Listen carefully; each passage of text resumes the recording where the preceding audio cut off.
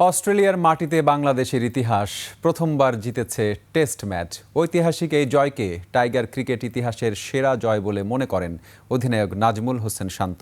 Match শেষে সংবাদ সম্মেলনে তিনি বলেন, দল হিসেবে খেলেই এসেছে এই জয়। বিশেষ কৃতিত্ব দিয়েছেন লোয়ার অর্ডারের ব্যাটারদের। আকাশুজ্জামানের রিপোর্টে বিস্তারিত।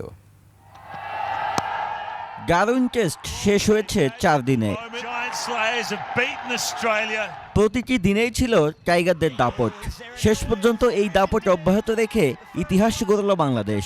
23 বছর পর সাদা পোশাকে অস্ট্রেলিয়ায় খেলতে গিয়ে সিরিজে লিড নিল নাজমুল হোসেন শান্তর দল।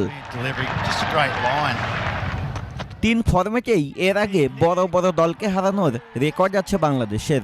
তবে টেস্ট ক্রিকেটে শক্তিশালী অস্ট্রেলিয়া বটকে ইতিহাস সেরা জয় বললেন অধিনায়ক। আমার মনে হয় যে বাংলাদেশ ক্রিকেটের অল 3 ফরম্যাটস মিলে আমাদের অনেক বড় বড় জয় আছে, বাট আমি বলবো যে সোফার এটা সব থেকে বাংলাদেশের বড় একটা জয় এবং এটার পেছনে অনেক পরিশ্রম ছিল। সো আমি মনে করি এটা বাংলাদেশের ইতিহাসের সব থেকে বড় জয়।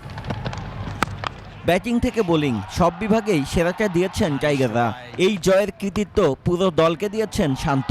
বিশ্বসেরা বোলারদের ভালোভাবে মোকাবেলা করেছেন লোয়ার অর্ডারের ব্যাটাররা, তাই বিশেষ কৃতিত্ব পাচ্ছেন তাইজুল তাসকিনরাও।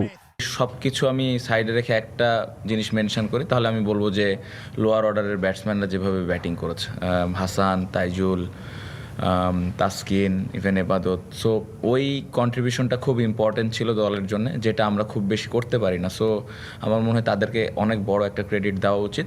ঐতিহাসিক জয়ের পরেও পা মাটিতে রাখছেন নাজমুল হোসেন শান্ত। দ্বিতীয় টেস্টেও ভালো ক্রিকেট খেলার লক্ষ্য বাংলাদেশ অধিনায়কের।